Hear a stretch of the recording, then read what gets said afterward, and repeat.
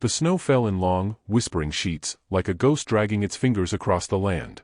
The sky, dull and endless, pressed low over Montana's wilderness, burying every sound but the wind. Somewhere deep in the frost-laced pines, a horse moved steadily forward, hooves crunching against the frozen earth with the weariness of a long journey and a heavier heart. Clint Mercer sat hunched in the saddle, his wide-brimmed hat pulled low, the collar of his oilskin coat flapping in the wind. He had the look of a man carved from stone and left to weather. His beard was short, speckled with silver, and his eyes once full of color, held a darkness deeper than grief. A rifle jutted from the leather sling at his back, but it was the silence that rode with him that felt more dangerous. He didn't remember the last time he had spoken aloud to anyone but ghosts.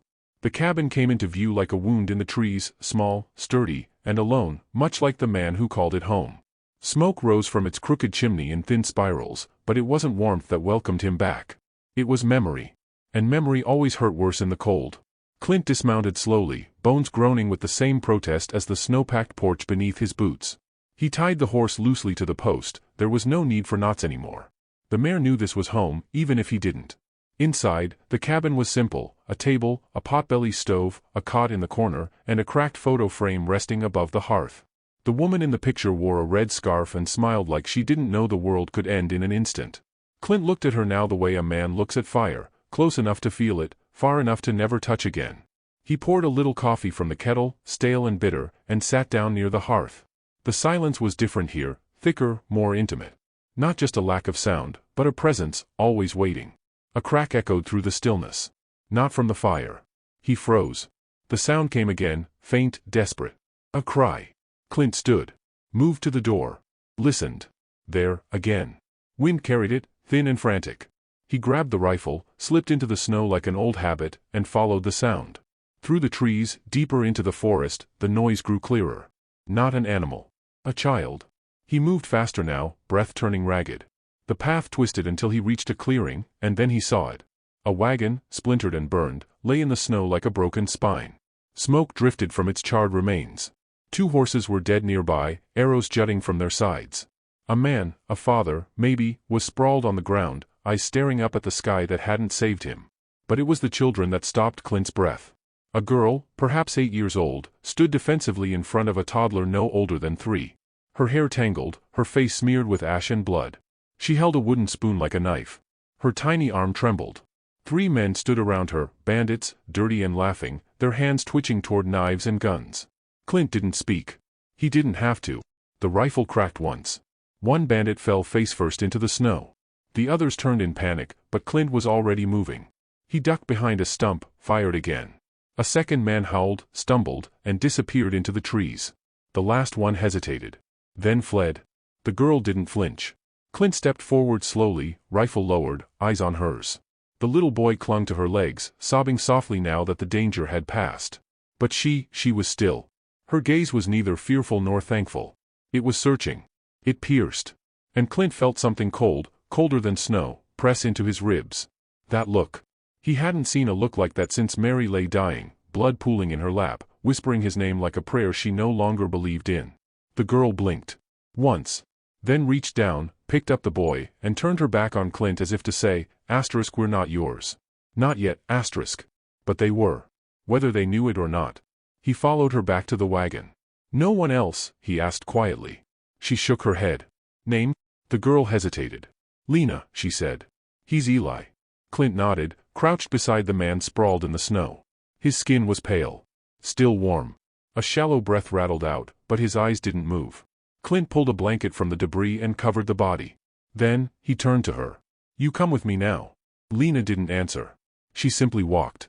It was a quiet journey back. Snow thickened. Eli fell asleep in Clint's arms as Lena walked beside him, barefoot and bloodstained, her hand never leaving the back of the boy's neck. At the cabin, Clint placed Eli near the fire, pulled out a spare shirt and cut it to size. Lena stood in the doorway, watching. He offered her soup. She didn't eat, only fed the boy. Her movements were gentle. Practiced. Too practiced. Children shouldn't move like that. Clint sat on the edge of the hearth, silence stretching between them. Finally, he spoke. You saw what they did? Lena nodded once. They'll come back. She looked at him, her voice hollow. Then we won't be here. Clint studied her. That look again. Older than her years. Eyes like cracked mirrors, fragments reflecting too much too soon. He sighed. I buried enough people, he muttered.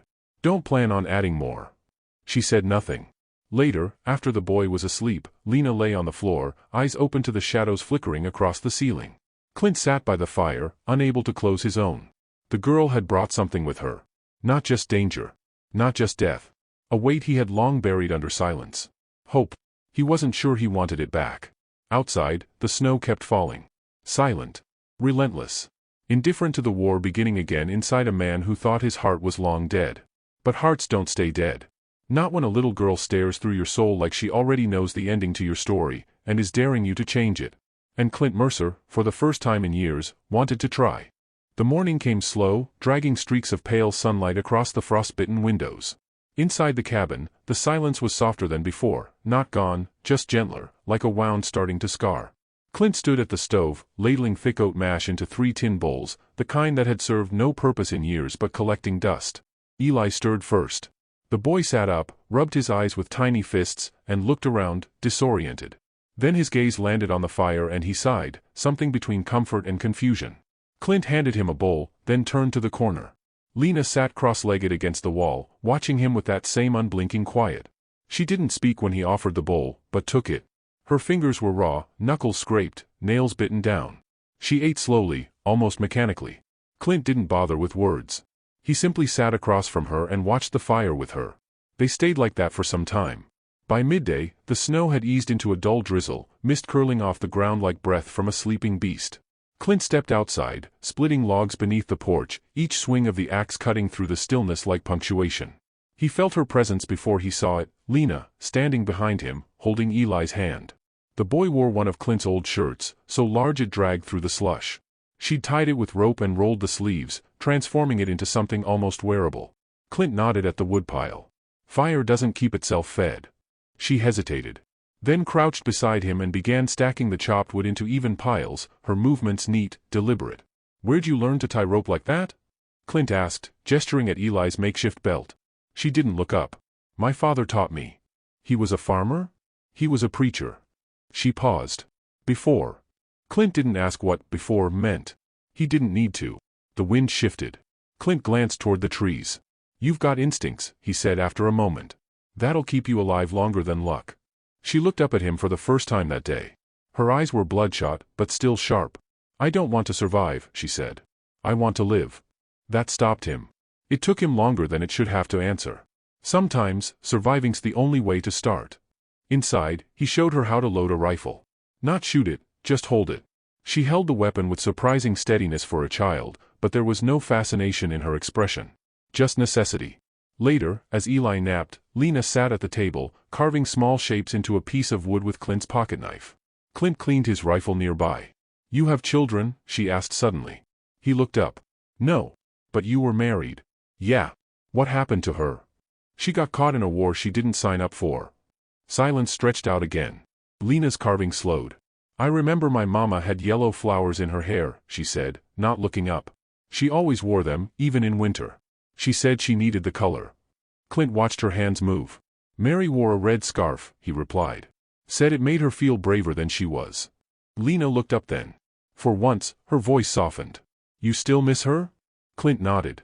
Every damn day.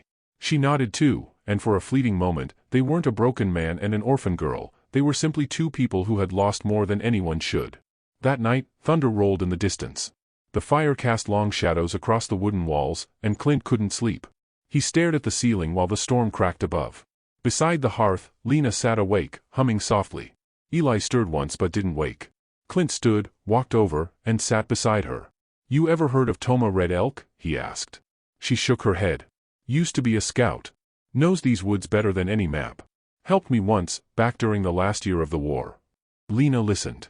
He said surviving is just breathing without permission. But living, that takes purpose. She turned to him. Do you have purpose? I'm working on it. The next morning, the tracks arrived. Boot prints in the snow, fresh, heavy, deliberate. Clint crouched near the edge of the trees, rifle ready, eyes scanning the woods. They were being watched. He came back in and locked the door behind him. Lena was already holding Eli, her eyes on Clint's face. Bandits? Maybe. Could be bounty hunters, or worse. Because of me? No, Clint said. Because of men like them. Always looking to bury a story so no one ever learns what they did. Lena looked at him for a long time. Then, with a voice small and razor-sharp, they shot the preacher in the back. Then they burned the papers. Said no one would believe a girl. Said I was next. Clint felt something rise in his chest, old and ugly, rage, the kind that scars a man from the inside. He clenched his fists. You're not next, he said. That evening, a stranger came. The knock was soft but deliberate. Clint raised his rifle as he opened the door. On the other side stood a tall man with long dark hair tied back, a fur-lined cloak around his shoulders, and eyes the color of river stone. He didn't reach for a weapon. Clint Mercer, he asked. I might be. I'm Toma. Clint lowered the gun slightly. Toma stepped in slowly, scanning the room. His eyes rested on Lena. She's the one they're hunting, he said. Not a question.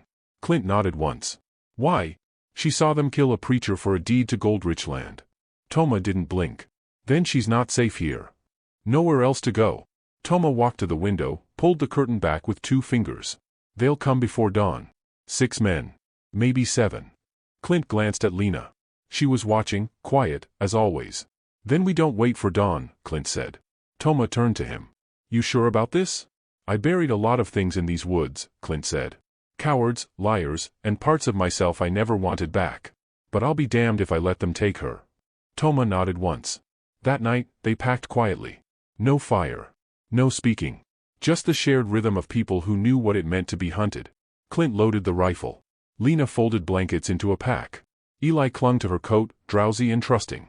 Toma checked his blade, nodded to the trees. They stepped out into the cold together. For souls, each with a burden heavier than the last. But as they disappeared into the darkness, no one looked back. They didn't need to. Whatever came next, it would find them together. The wind howled through the canyons like it was mourning something ancient. Snow stung their cheeks as Clint led the way, rifle slung across his back, one eye on the trail ahead, one ear tuned to the trees behind them. Toma moved like a shadow through the underbrush, soundless, always a few steps ahead, guiding their path not by sight, but by instinct. Behind them, Lena kept pace with the toddler slung across her back, his arms draped over her shoulders, head resting against her neck. She never complained. Never asked to stop. The mountains loomed larger now, rising out of the mist like old gods, cold and watchful. Clint's breath fogged before him, shallow and quick. Every footstep sank into snow crusted over ice, and still they moved forward. Survival didn't ask for comfort. By midday, the sky had darkened to a pewter gray. Toma paused at a ridge, crouching low and motioning with 2 fingers. Tracks, he whispered. Men. Not far. Maybe 2 miles behind. Clint didn't curse, didn't speak. Just tightened his grip on the rifle. They're not stopping, Toma added. They won't, Clint muttered. They need her quiet. Lena said nothing, but Clint could see the tension in her shoulders, the way her fingers shifted against the straps holding Eli close. She wasn't scared. She was ready. The trail steepened. Pine needles clung to their boots. Clint glanced behind him and spotted a trickle of red in the snow. You're bleeding, he said to Lena. She looked down. Her sock was soaked through, boot torn at the side. I'm fine. He crouched, inspected it. The gash wasn't deep, but it was long, and in this cold, even a scratch could turn deadly. Toma handed him a strip of bark-woven cloth. Bind it. We move fast. They climbed higher, the temperature biting into their bones. The sun, faint and pale, dipped behind the ridge just as they crested it, and the sound of wolves split the air. Clint froze. Toma's head snapped toward the trees. They're hunting too, Toma said grimly. How many? A pack. 4, maybe 5. Driven south by the storm. They didn't have time to run. And they couldn't afford noise. Clint scanned the landscape, a cluster of boulders to their right, half buried under snow, forming a natural wall. There, he said. They ducked between the stones, huddled together. Lena held Eli tight, whispering something soft into his ear. Toma nocked an arrow, crouched low. Clint loaded 2 bullets, slow and quiet. The growls came first, low, guttural, almost thoughtful. Then the shapes appeared, lean gray bodies weaving between trees, eyes glinting. Clint raised his rifle. Toma held steady. The lead wolf stepped into the open, teeth bared. Clint fired. The shot rang across the valley like a curse. The wolf dropped, but the other surged forward, snarling, wild. Toma loosed an arrow. One yelped and tumbled. The third leapt at Clint, claws outstretched, he rolled, fired again. Missed. Then, suddenly, Lena was standing. A flaming branch from the fire pit in her hand, swung wide like a sword. Go, she shouted. The flames startled the wolves. One turned. Another hesitated. Clint scrambled to his feet, grabbed her by the arm, yanked her back. "You crazy?" "They weren't gonna stop," she said, eyes blazing. "I know that look. Same as men." The wolves retreated, vanishing back into the trees. The snow churned with blood and ash. For a long time, no one spoke. Then Toma said, "You have spirit, little hawk." Lena looked up at him. "I don't want to have to." They moved again at dawn, slower now, colder. Eli whimpered from time to time, and Lena would shush him with a gentle hum or a quiet story Clint couldn't quite hear. By the time the cabin appeared, it looked like salvation carved into the mountain itself, small, abandoned, but standing. Toma entered first, clearing the place. Clint followed, laying Eli on the one bed. Lena curled beside him, the two of them like broken pieces trying to fit back together. Clint pulled Toma aside near the hearth. "They'll catch up soon." "Yes. Can we hold here?" "For a little while." Clint nodded, then stared into the flames. "She's stronger than I thought," he said. "She's stronger than she knows," Toma replied. Night came with a heavy stillness. Snow blanketed the roof. The fire burned low. Clint stood guard at the window, rifle in hand, while Lena slept with one arm around Eli. "Why'd you help me?" Clint asked after a while, not turning. Toma leaned against the doorframe, arms crossed. "You helped me once. Saved my brother from a bullet meant for you. Debt carries long." Clint smirked faintly. "Didn't think you cared about debts. I care about balance." There was a pause. Wind pressed against the walls. "She scares me," Clint said suddenly. Toma raised an eyebrow. "The girl? She looks at me like she already knows how it ends. Like she's not waiting for me to save her. Like she's saving me." Toma smiled, small and wise. "Maybe she is." That night, Clint dreamed of fire, Mary's red scarf blowing in a windstorm, her face pale, her hands clutching her stomach. He woke with a start, sweating despite the cold. Outside, the crunch of snow. He moved to the window. Figures. 6 of them. Lanterns glowing. Guns drawn. He didn't need to count. He knew who they were. "They're here," he said. Toma was already moving. "We leave now. They haven't seen the trail yet." Clint turned to Lena. She was already awake, eyes locked on his. "I'm ready," she whispered. He believed her. They slipped out the back, footprints masked by the snowfall. Through the trees. Past the ridge. Toward the final place where the land dipped and the ruins of an old mission still stood, stone walls half toppled, bell tower long silent. As they ran, Clint felt the weight of every step. Every choice. Every bullet left in his rifle. They would make their stand there. The last place Mary had smiled before the war swallowed everything. The wild hadn't forgiven him. But maybe, just maybe, it would let him earn his way back. Not to peace. But to something close.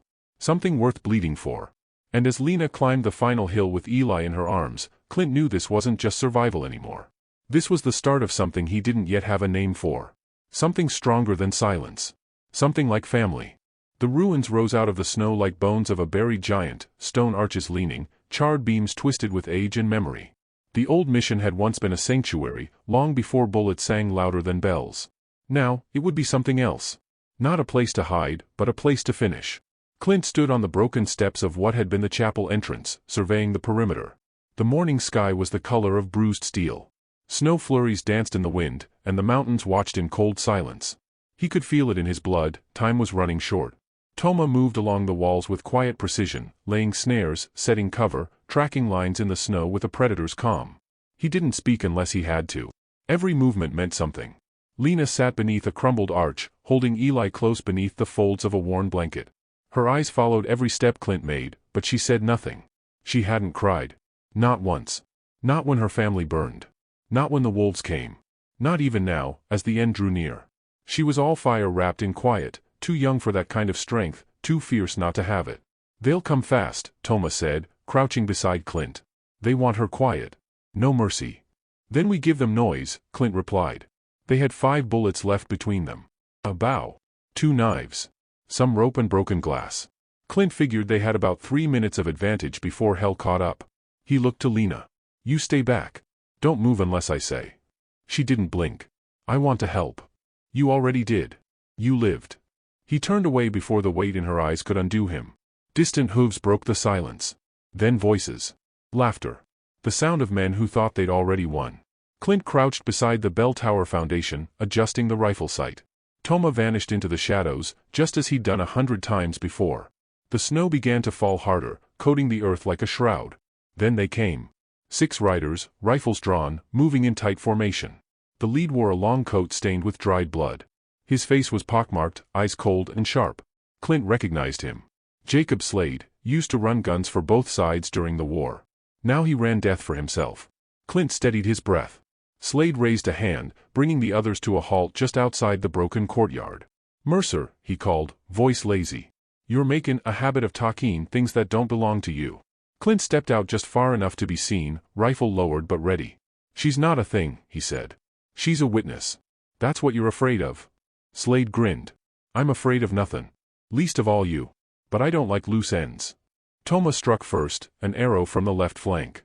One rider dropped before he even heard the twang. Clint fired once. Another staggered, blood blooming from his chest like a dark flower. The rest dismounted quickly, returning fire. The courtyard erupted in gunfire and smoke. Bullets tore through stone and air, ricocheting with murderous echoes. Clint ducked behind a pillar, loaded his last shot. Toma moved between cover like a spirit, blade flashing. 2 men chased him and disappeared around the wall. Lena held Eli tight in the shadows, eyes wide, waiting for the moment Clint had promised would come. One of the riders broke through the front. Clint caught him with the butt of his rifle, hard and fast. The man dropped with a grunt, unmoving. Then Slade appeared, calm as a wolf in snow. He fired once. Clint felt the burn in his shoulder, hot and sudden. He staggered, fell to one knee, blood soaking through his coat. Slade stalked forward, boots crunching in the snow. "I always figured you for a man who dies slow," he said, cocking his revolver. Clint looked up, vision swimming. "And I figured you for a man who didn't know when to shut up." From behind him, movement. Lena. She stepped from the archway, eyes fixed on Slade. In her hand, Clint's hunting knife glinted. "No," Clint croaked. But she was already moving. Slade turned just as she reached him. Too fast. Too fearless. She drove the knife deep into his side. He shouted, backhanded her hard. She fell, snow catching her like a silent scream. Clint roared, forcing himself to stand. The rifle swung like a hammer. He slammed it into Slade's face once, twice. Slade fell, clutching his side, gurgling. Toma returned, limping, blood on his arm. He nodded. "It's done," he said. Clint dropped the rifle, staggered toward Lena. She was sitting up, lips split, one eye swelling shut, but breathing. "Don't you ever do that again," he said, half growling. "You said don't move unless you said," she whispered. "I didn't say stab a man in the gut. You didn't say not to." He pulled her close, held her tight. Not like a warrior, not like a soldier, but like a man who'd found something he never thought he'd hold again. Toma stood over Slade's body, watching the blood pool. The snow had already started to bury it.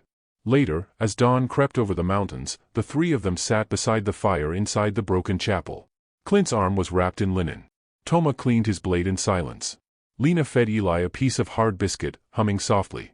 They didn't speak of what came next. The future was unwritten, and for the first time in years, Clint didn't feel the need to outrun it. "You still think surviving ain't enough?" Lena asked. Clint looked at her, really looked. "Maybe it was never just about surviving," he said. "Maybe it's about what you do after." Toma rose, checked his pack. "I go east. Mountains will hide the girl's trail. Her story's safe now."